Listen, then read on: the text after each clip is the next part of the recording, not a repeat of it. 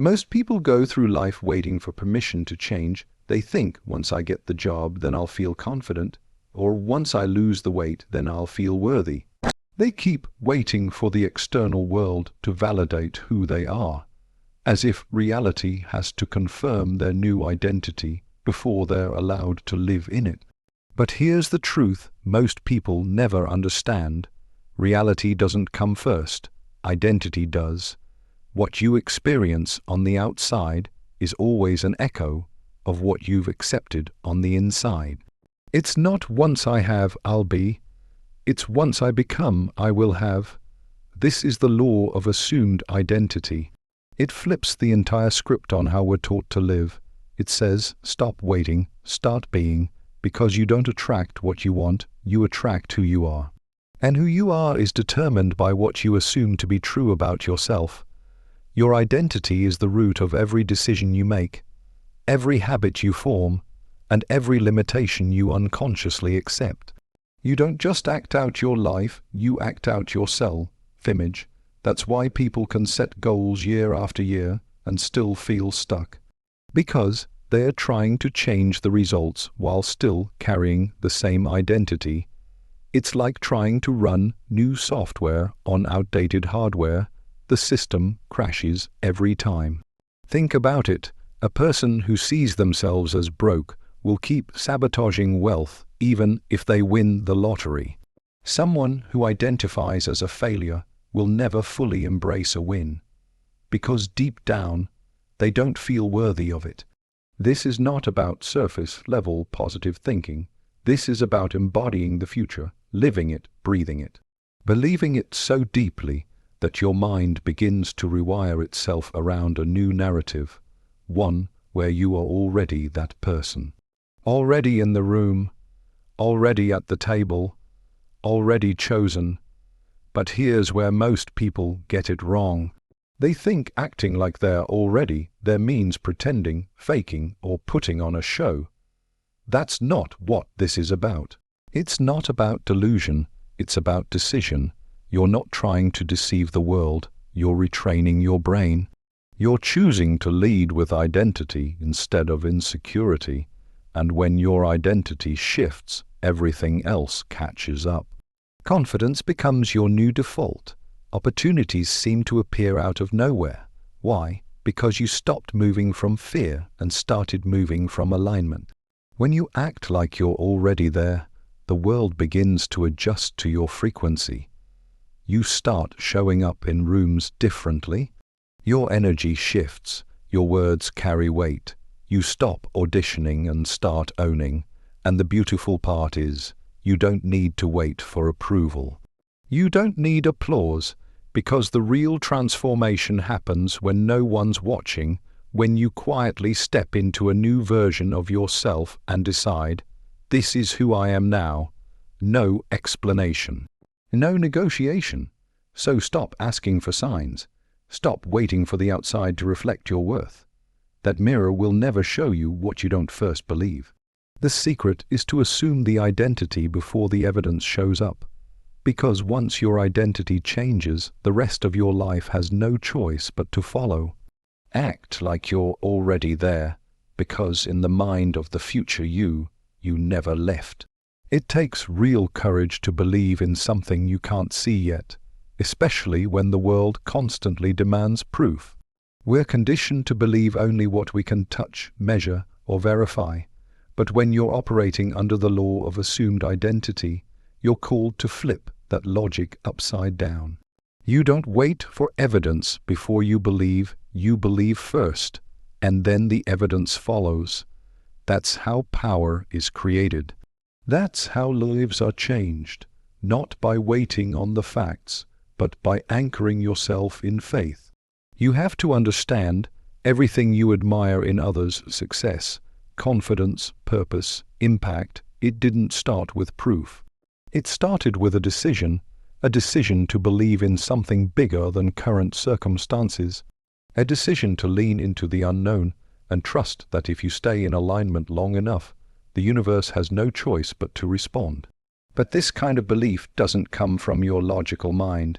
It comes from a deeper place, the part of you that remembers who you were before the world told you who you were supposed to be. This belief isn't passive. It's not about sitting around hoping for something good to happen. It's active. It's alive. It's walking into a room like you already belong there, even if your knees are shaking. It's showing up to the opportunity like it's yours, even if you've been told no 100 times. It's doing the work before the reward shows up. And most importantly, it's holding the vision when nothing around you looks like the vision yet. That's the gap most people run from. But the ones who stay, the ones who keep believing even in silence, they're the ones who manifest what others call impossible. Think about it. What happens when you let evidence lead your identity? You stay small, you wait, you look at your bank account and you say, I guess I'm not successful yet. You look at your reflection and say, I guess I'm not good enough yet. And just like that, you start shrinking to fit your circumstances. But when belief leads the way, you break the cycle. You stop chasing proof and start creating it. You stop reacting to life and begin shaping it with intention. This is why the law of assumed identity is so transformative. Because once you assume a new identity, your beliefs begin to align with that version of you, not the one shaped by pain, failure, or doubt. You don't need your past to co-sign your future. In fact, sometimes the most powerful thing you can do is believe in spite of your past. That's what makes the shift so real, not that you had all the answers, but that you decided to move like the person who does. Belief over evidence doesn't mean ignoring reality. It means choosing which reality you're going to give your energy to. You can either keep rehearsing what's not working, or you can start rehearsing who you're becoming. One leads to more of the same. The other opens a door that only belief can unlock. And no, it won't always feel easy. There will be days when your current reality screams louder than your future vision. But those are the exact moments where belief becomes a weapon. That's when you get to choose who's really in charge, the facts in front of you, or the future inside of you. Believe like it's already yours, and eventually it will be. When you change your identity, your behavior doesn't need to be forced. It becomes automatic. That's the part no one talks about when they speak on discipline or success. Everyone wants to know the hacks, the tricks, the routines. But the truth is, it's not about the steps you take. It's about the person taking them, because once your identity shifts, your behavior follows. You don't have to convince yourself to be consistent. You just are. Not because you're trying harder, but because it's who you've become. See, most people are stuck in a loop. They try to build new habits from an old identity. They start a new morning routine, tell themselves they'll eat better, work harder, be more focused, but deep down, they still see themselves as someone who fails, someone who procrastinates, someone who's not that type of person, and no matter how hard they push, they always snap back to their default setting. That's not a lack of willpower. It's a misalignment between identity and action. The law of assumed identity teaches that you don't build habits to become someone new. You become someone new, and the habits naturally emerge. If you see yourself as an athlete, you don't need motivation to work out. If you assume the identity of a leader, you don't second-guess every decision. If you believe you are a disciplined person, you show up even when it's hard, because anything else would feel out of character. It's not about grinding endlessly to prove something. It's about aligning your behavior with the identity you've already assumed. This is why so many people struggle with consistency. They focus on the doing, but they never address the being. They wake up early one day and feel good, but because they're still identifying as the same old version of themselves, the change doesn't stick. It feels like work, it feels foreign, but when you truly step into a new identity, The behaviors that used to feel like effort begin to feel like alignment. That's how you know you've crossed over. When what once felt forced becomes natural, you're no longer faking it, you're living it. And here's the beautiful part: you don't need permission to shift. You don't need someone to tell you that you're allowed to step into that new identity. You just decide. That decision, that internal shift, that quiet moment where you say, "This is who I am now," changes everything. Your body starts to move differently. Your mind starts to filter out what no longer matches. You stop entertaining old distractions because they don't fit the new story you're telling yourself. This is not about perfection, it's about alignment. Even when you stumble, even when you fall short, you bounce back faster because the identity is rooted. You don't need to start from scratch every time you make a mistake, because the mistake no longer defines you. The identity does. And when that identity is strong, your behavior becomes consistent, not because you're chasing results, but because you're honoring who you are. So, if you've been fighting your habits, take a step back and ask yourself, who am I really trying to be? And better yet, what would happen if I stopped trying and just became that person right now? Because the moment you stop working against yourself and start acting in alignment with your future self, every habit becomes a reflection of the identity you've already claimed. Be the version of you who no longer needs convincing. There's something powerful that happens when you start speaking, moving, and making decisions like the version of you that's already arrived. It's not about pretending, it's about aligning. Because every word you say, every step you take, and every choice you make is either pulling you closer to that future or dragging you back into your past. When you act like you're already there, you stop waiting for the world to validate your worth, and you begin leading with it. People feel energy before they hear words. Confidence isn't just something you say, it's something you carry. And when you carry yourself like you belong, like you're worthy, like you've already crossed the finish line, people respond differently. Doors that once seemed shut begin to open. Opportunities that used to pass you by start finding you. And it's not because the world changed, it's because you changed. You started showing up as the version of yourself who doesn't question their right to be seen, heard, and respected. But this shift starts small. It's in how you talk to yourself when no one's around.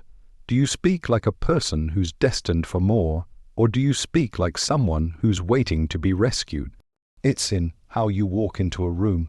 Do you shrink, hoping not to be noticed, or do you carry the energy of someone who knows they're meant to be there? Every micro-action reinforces an identity. The question is, which identity are you reinforcing? When you begin to act like you've already arrived, you make decisions from clarity, not desperation. You stop chasing and start attracting. You stop reacting and begin responding with intention. You're no longer driven by fear of failure. You're led by the certainty of vision. You start asking, what would the future me do in this moment? And then you do exactly that, not because it's easy, but because you've already claimed that identity. You've decided that you're no longer available for the version of you that plays small. And sure, in the beginning, it might feel uncomfortable. It might even feel fake. That's normal, because for so long, you've lived in a story that told you to stay quiet, to play it safe, to wait your turn. But that old story doesn't serve the future you. That story was built on survival. Now, you're here to thrive. And to thrive, you have to speak the language of the life you want, not the life you're trying to escape. There's nothing arrogant about showing up fully. It's not pride, it's purpose. When you walk like you're already there, when you speak with intention, and when you make decisions like your future depends on it, you send a message not just to others, but to yourself. You affirm, again and again, this is who I am now, and when you believe that deeply enough, the world mirrors it back. This is how people go from invisible to undeniable, not because they got lucky, not because someone handed them a chance, but because they chose to embody the identity that matched the life they wanted even before they had the title, the income, the validation. They carried themselves like the vision was already real, and eventually it became real. So stop waiting to feel ready. Stop waiting for the evidence. Speak like you've arrived. Move like you've arrived. Decide like you've arrived. And one day, you'll look around and realize you actually have. One of the hardest parts of stepping into a new identity is letting go of the old one. It sounds simple in theory. Just be who you want to be, but in practice, it requires a kind of inner death. Because the truth is, the version of you that's meant to rise cannot carry the weight of who you used to be. That identity, the one shaped by fear, by survival, by past wounds, was built to protect you in a different season. But if you try to bring that same version with you into your next chapter, it will only hold you back. We don't realize how much we cling to the familiar, even when it hurts. Sometimes, we get so used to our struggles that they become part of our identity. We say things like, "That's just who I am," or "This always happens to me." And we start living inside a narrative that's rooted more in history than in possibility. But you can't create a new future with an old story. You have to choose to detach, to release, to stop finding comfort in your own chaos. And it's not just the identity. It's the routines, the environments, even the relationships. You can't rise into your higher self while staying surrounded by people who only know how to relate to your lower self. Some people love the older version of you because it makes them feel more comfortable, more in control, less threatened. But growth often threatens comfort, and becoming who you're meant to be will sometimes mean walking away from what once felt safe, even if it breaks your heart a little. This is where the law of assumed identity demands sacrifice. Not sacrifice in the sense of loss, but in the sense of trade. You're not just giving up something, you're trading what's lesser for what's greater, trading old habits for new standards, trading temporary comfort for permanent growth, trading being liked by everyone for being respected by yourself. The life you want doesn't ask for everything. It asks for the version of you that was never meant to come with you. And yes, this transition can feel lonely, because when you stop aligning with your old identity, there's a quiet space before the new one fully takes root. It's the in-between, the place where you're no longer who you used to be, but not quite where you're going yet. That space can feel uncertain, but it's sacred. It's where the shedding happens, where the pruning begins, where the transformation becomes real. The mistake most people make is trying to skip that step. They want the results without releasing the resistance. But your new identity can't thrive in an environment that was built for the old you. You can't live a life of abundance with a mindset wired for lack. You can't lead with confidence while still dragging the baggage of insecurity. Something has to be left behind. And what you'll discover is that when you finally let go, when you fully detach from the version of you that kept you small, there's a lightness that returns, a sense of power, clarity, freedom. You stop explaining yourself, you stop doubting yourself, you stop waiting for permission. Because now, you're not just hoping to change, you've become the change. Detach from the old you, or you'll miss the future that's been waiting for the real you to show up. At first, stepping into a new identity can feel like stepping onto a stage where you don't know your lines yet. It feels awkward, it feels unfamiliar. There's a part of your mind that whispers, "This isn't you." And it wants to pull you back into the comfort of what's known, even if what's known is small, stagnant, or painful. That resistance isn't a sign that something's wrong. It's proof that you're doing something different. And in the beginning, different always feels uncomfortable, but this is where most people give up. They try to embody their future self for a day or two, maybe a week. They speak differently, think differently, act differently, but when nothing changes instantly, they assume it's not working. So they retreat. They go back to what's familiar. What they don't realize is that consistency is the bridge between identity and reality. It's not about doing it once. It's about doing it until it becomes natural, until it becomes you. See, your brain is constantly updating its understanding of who you are. And it doesn't care whether that identity is powerful or powerless. It just believes what you repeatedly show it. The more you speak like you've already arrived, the more your brain accepts that as truth. The more you walk with purpose, make bold decisions, and follow through on your promises, the more you solidify your new self-image. That's not fantasy, that's neuroplasticity, that's science. You rewire your life by rehearsing your future until it feels like home. And yes, there will be days when it feels robotic, when the actions don't feel aligned with how you're feeling inside. But those are the days that matter most, because it's in those moments when belief wavers and doubts creep in that you're laying the strongest foundation. You're proving to yourself that your new identity isn't conditional. It's a decision. And when you act in alignment with that decision over and over again, something begins to shift beneath the surface. Quietly, powerfully, permanently. Consistency is what transforms effort into identity. You don't wake up confident. You become confident through 1,000 small acts of courage. You don't become disciplined overnight. You build it brick by brick, through every small choice that honors your vision instead of your impulses. The world won't always notice the change right away, but you will. You'll feel it in how you carry yourself, in how you respond instead of react, in how you trust your voice even when it shakes. And then, slowly, the outside starts to catch up. People start treating you differently, not because they changed, but because you did. You'll find yourself in rooms you once felt unworthy of. You'll attract opportunities that used to seem out of reach.